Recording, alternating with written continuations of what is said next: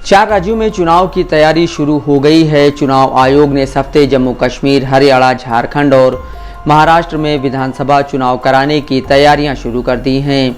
इसके लिए 20 अगस्त तक मतदाता सूची में संशोधन की घोषणा की गई है। लोकसभा चुनाव के बाद होने वाले इस चुनाव को बीजेपी और विपक्ष दोनों के लिए एक परीक्षा के तौर पर देखा जा रहा है।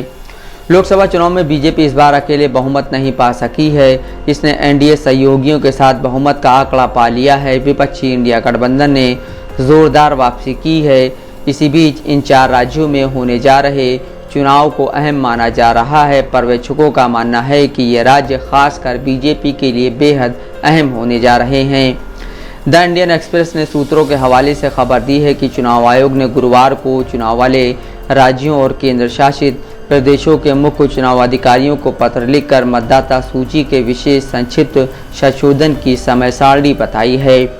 शुक्रवार को एक बयान में चुनाव आयोग ने कहा कि मतदान केंद्रों के स्थानों को अधिक सुविधाजनक बनाने सहित मतदाता सूची में संशोधन से पहले की कवायद 25 जून से शुरू होगी।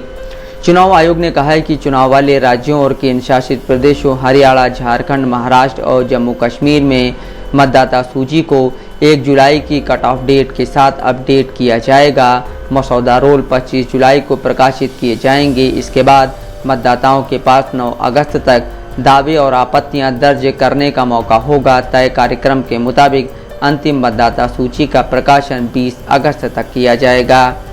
बता दें कि हरियाणा, महाराष्ट्र और झारखंड वे राज्य हैं जहां बीजेपी को इस लोकसभा चुनाव में काफ़ी नुकसान हुआ है। महाराष्ट्र की कुल 48 लोकसभा सीटों में से 29 सीटों पर महाविकास अघाड़ी ने जीत दर्ज की, जबकि महायुति ने 18 सीटों पर एक निर्दलीय ने कांग्रेस का समर्थन किया है। महाविकास अघाड़ी में कांग्रेस 13, शिवसेना यूबीटी 9 और एनसीपी शरद पवार ने 7 सीटें जीती। महायुति में बीजेपी 10, शिवसेना 7 और एनसीपी अजीत पवार ने 1 सीट जीती है।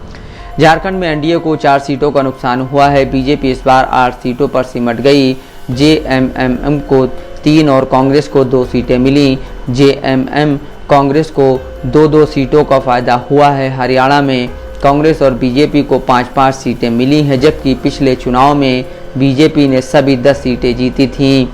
जम्मू कश्मीर में 2018 में विधानसभा भंग होने के बाद से कोई विधानसभा नहीं बनी है, जबकि हरियाणा, महाराष्ट्र और झारखंड विधानसभाओं का कार्यकाल 11 नवंबर, 26 नवंबर और 5 जनवरी 2025 को समाप्त हो रहा है। इसका मतलब है कि चुनाव उससे पहले पूरे होने चाहिए। चुनाव आयोग ने कहा केंद्र शासित प्रदेश जम्मू कश्मीर की विधानसभा के लिए आम चुनाव भी कराए जाने हैं, ताकि निर्वाचन क्षेत्रों के परिसीमन के बाद एक नया सदन बनाया जा सके। अनुच्छेद 370 को निरस्त करने के फैसले को बरकरार रखते हुए पिछले साल सुप्रीम कोर्ट ने चुनाव आयोग को 30 सितंबर तक जम्मू कश्मीर विधानसभा चुनाव कराने का आदेश दिया था। मुख्य चुनाव आयुक्त राजीव कुमार ने इस महीने की शुरुआत में कहा था कि चुनाव आयोग बहुत जल्द चुनाव कराने की प्रक्रिया शुरू करेगा। Gopal ji Gupta, Dastak live news.